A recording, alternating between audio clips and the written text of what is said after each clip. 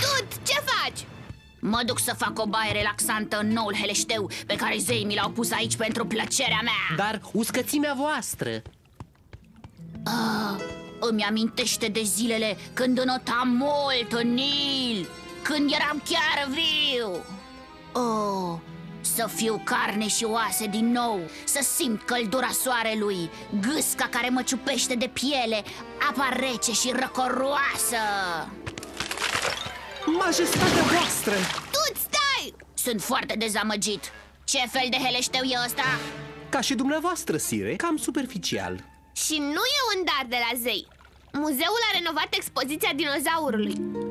Și i-a făcut propriul heleșteu? Blasfemie! Eu sunt regele pe aici, nu această șopârlă osoasă și imensă. Se pare că rețineți apa, burețina voastră.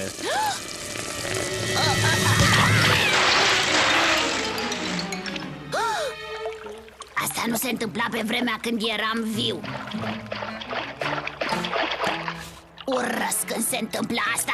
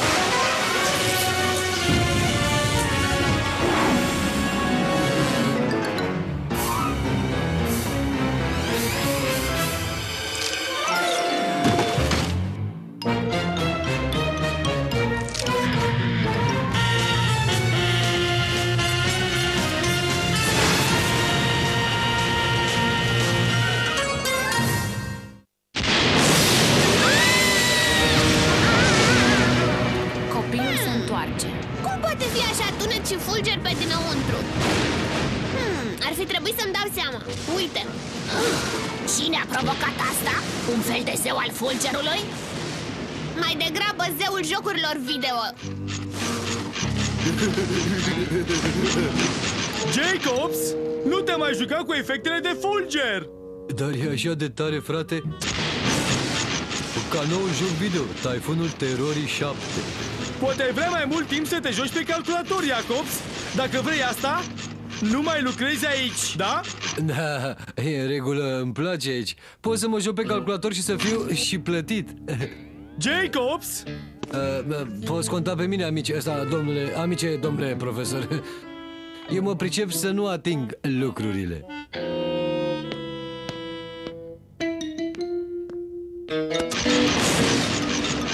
Jacobs! Of, soarta mea e mai rea decât a lui Osiris când era rege muritor. Cel puțin Isis putea să-l facă din nou în carne și oase. Stai! Am găsit! Deci, zeii Osiris și Set erau odată frați muritori și Set l-a dezmembrat pe Osiris. Oh, ce oribil! Într-adevăr, apoi el a împrăștiat toate părțile peste întreg Egiptul. Dar soția lui Osiris, Isis, l-a găsit și l-a făcut din nou în carne și oase. Dacă a mers cu Osiris, o să meargă și pentru cel care nu are egal în lume. Atenție, Tut! Ultima oară când te-ai legat de Isis, ea ți-a amenințat sufletul cu demoni groaznici. Tocmai de asta aranjez acest coș cu lucruri frumoase, ca să-i câștig simpatia. Agrafe de birou? Broșurele muzeului? Chiar știi să cucerești o doamnă. Hei! Gata, acum este un coș de tratament cosmetic. Nu ai idee cum să fiu un stâlp mergător din oase vechi și mucegăite. Trebuie să implor pe Isis să mă transforme în carne și oase. Stai pe fază. Păzește muzeul, amice. Ardei iute. Bun. O, mare Isis, cea mai înțeleaptă, ascultă această rugă disperată a unui faraon. Măria ta, îți ofer aceste daruri în schimbul unui favor. Generozitatea ta nu cunoaște margini. Vreau să fiu din nou în carne și oase. Așa o transformare nu e deloc ușoară, tinere faraon. Te-ai gândit bine? Bineînțeles. Vrăjile sacre pentru ceea ce ceri sunt puternice și periculoase și... Bla bla bla bla bla. Putem să trecem peste asta? Tu nu poți decât o singură dată să treci prin această magie. Nu vei mai avea o a doua șansă. Da, am înțeles. Treci la subiect, te rog. Prea bine.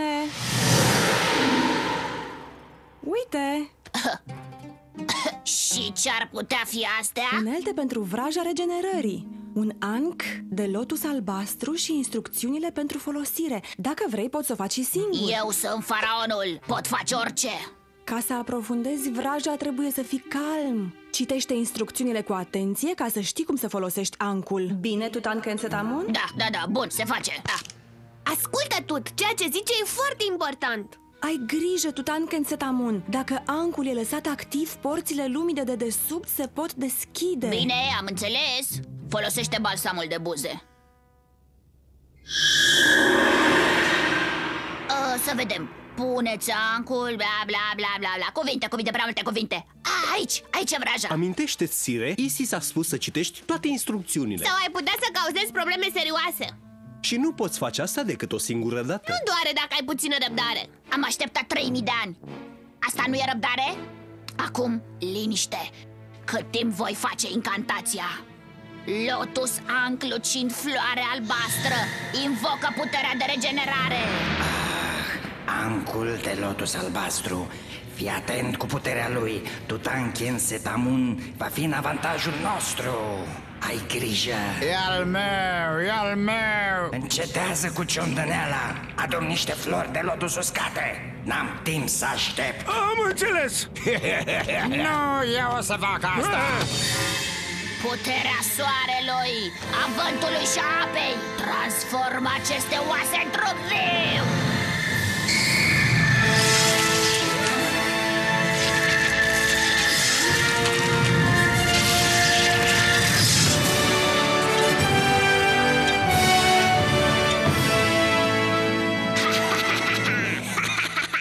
Am mers grozav, sunt în carne și oase din nou. Faraonul cred că visează. Ciumpește-mă, Luxor. Au. Și mâinile mele nu mai cad.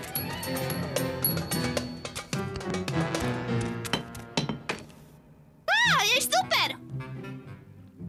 Da, și acum sunt întreg din nou. Voi putea nota în sfârșit.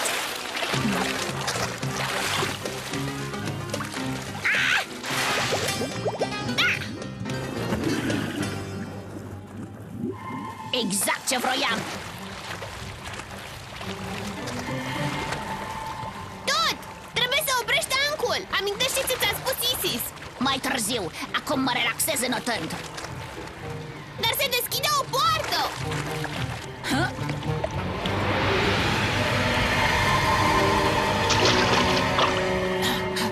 Bine, nu te panica. Să vedem. Cuprins probleme, cele mai frecvente întrebări. Unde e cum se oprește ancul? Poarta nu va sta mereu deschisă. La o parte. Flăcări de lotus. Mortal foc. Îndeplinește-mi dorința pe loc. Asta pare că e. Lotus Anc, acceptați misiunea. Repune acest lucru în condiția lui originală. E o baltă, Tut! Liniște!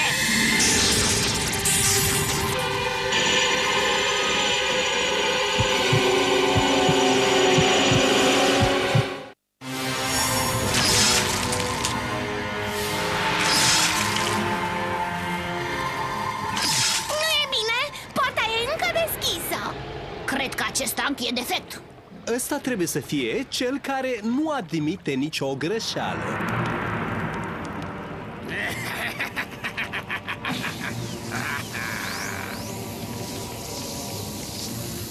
Du-te, supusul meu. Urcă spre lumea de deasupra și îndeplinește-mi porunca.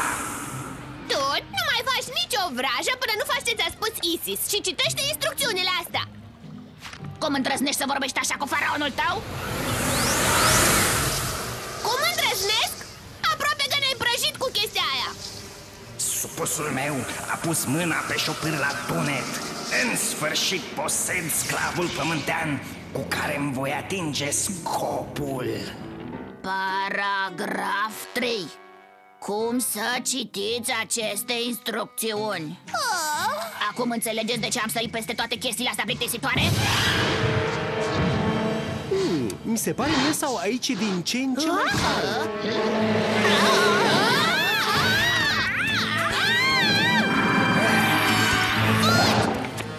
Nu te mai las să faci prăși niciodată! Dar nu am invocat nicio vrajă ca să aduc un dinozaur la viață. Necare e doar un rău tot! Repede, repede! Suntem urmăriți de dinozaur! Ce bucurie! Transpir de emoție!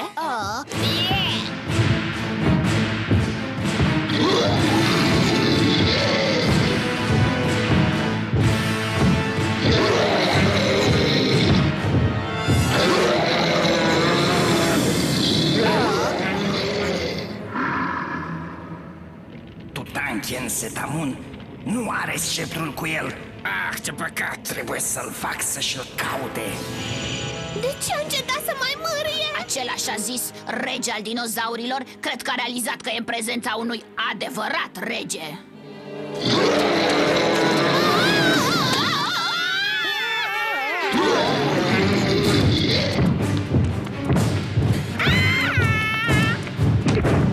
Ce vom face cu chestia aia?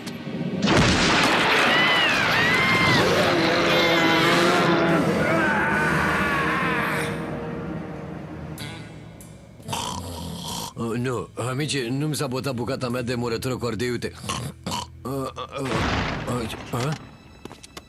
Ce-a fost asta?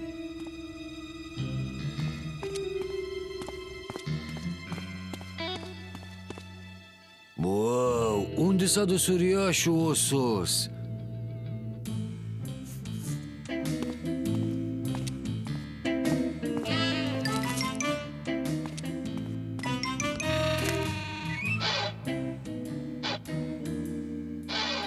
Cineva se pare că l-a răpit. Ia stai puțin. Urme.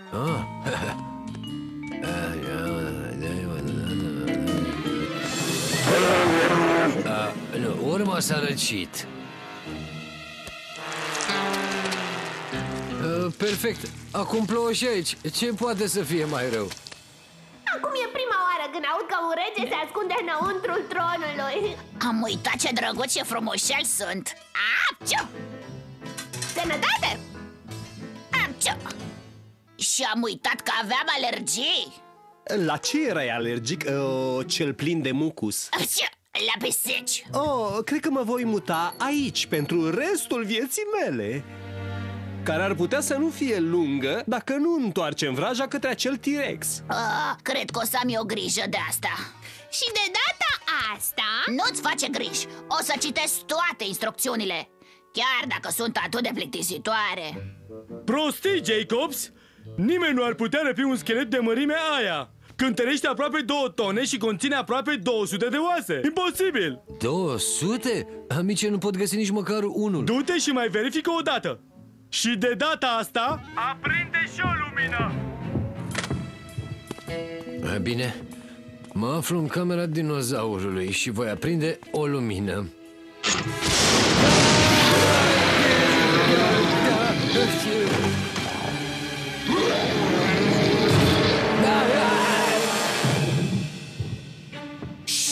Uite-l!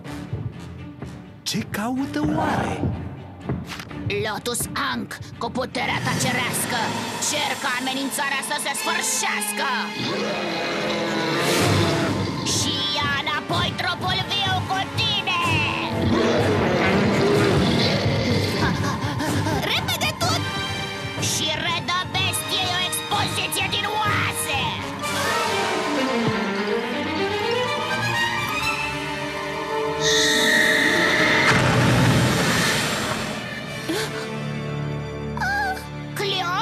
Luxor? Nu,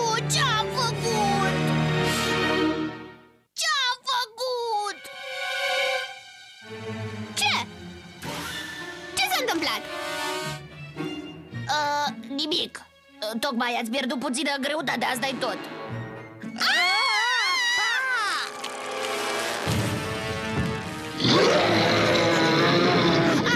Hai să plecăm de aici!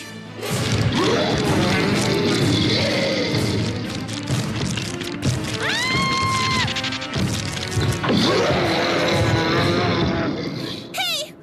E beznă total aici! Păi aprinde o lampă.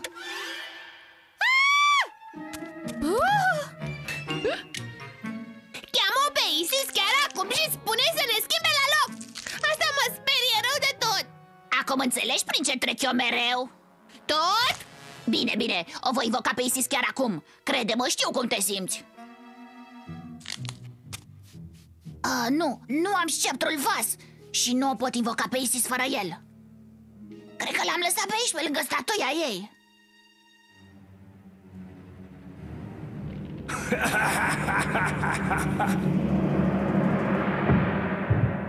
Perfect! Închis într-un dulap și fără sceptru. Cum ne vei schimba la loc? Nu mi se potrivește deloc să arăt așa. Îți promit că se va face.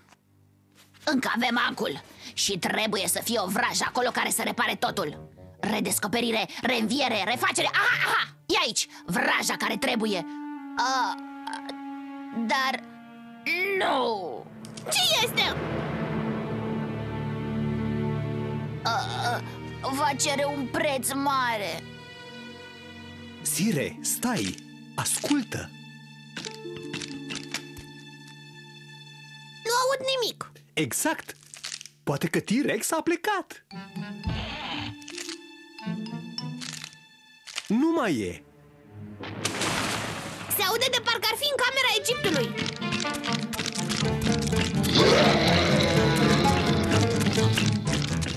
Șopârla a găsit sceptrul vas, exact unde am zis că era. Ce-ar vrea un dinozaur cu sceptrul tău? Numai dacă...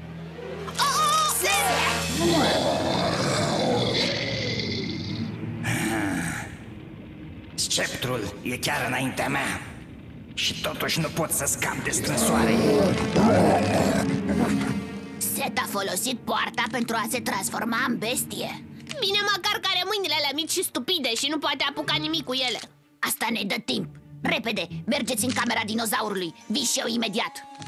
Vreau să pun lucrurile la loc cum erau de la început. Ascultă tot. Dacă mai faci vreo greșeală, nu știu ce se va întâmpla. Nu-ți face griji. Mi-am învățat lecția. Nu mă voi grăbi.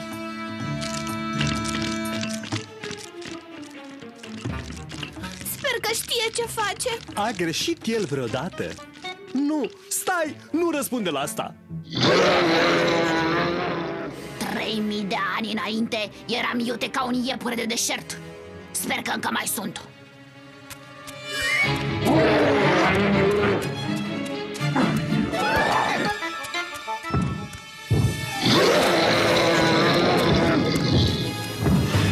Haide tot!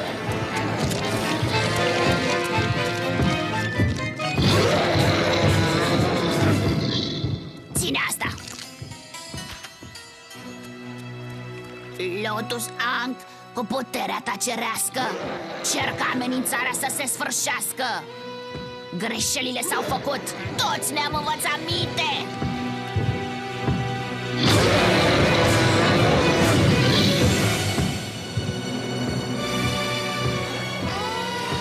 De ce te-ai oprit? Pune lucrurile la fel cum erau înainte.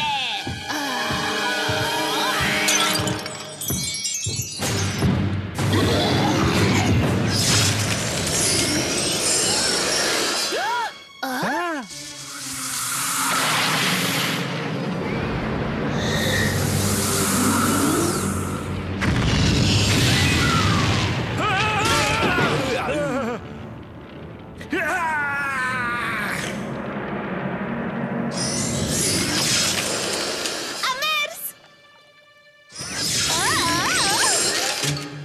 Poate cineva să-mi dea mâna aia, vă rog? Tot! Nu! Te-ai schimbat la loc. Era singura cale de a anula vraja. Trebuia să o ascult pe Isis. dar pentru că am fost un fraier impertinent și încăpățânat, voi rămâne o mumie vie pentru totdeauna. Nu pot să cred că ai făcut asta pentru noi. Așa un sacrificiu numai un adevărat rege ar face.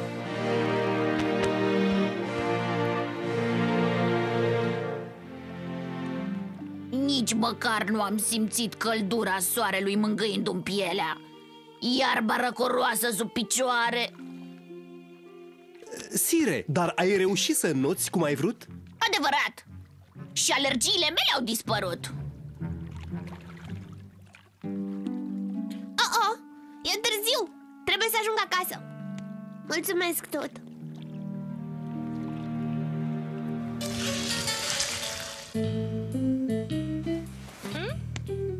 Oh, sunt încă dintr-o bucată. Oh. Aș putea vinde povestea asta la un ziar, ceva. Voi fi bogat, faimos, voi fi tare, voi fi cel mai... Au! Urăsc slujba asta, omule. Trebuia să o ascult pe mama și să mă fac ortodontist. Orice ar fi fost asta.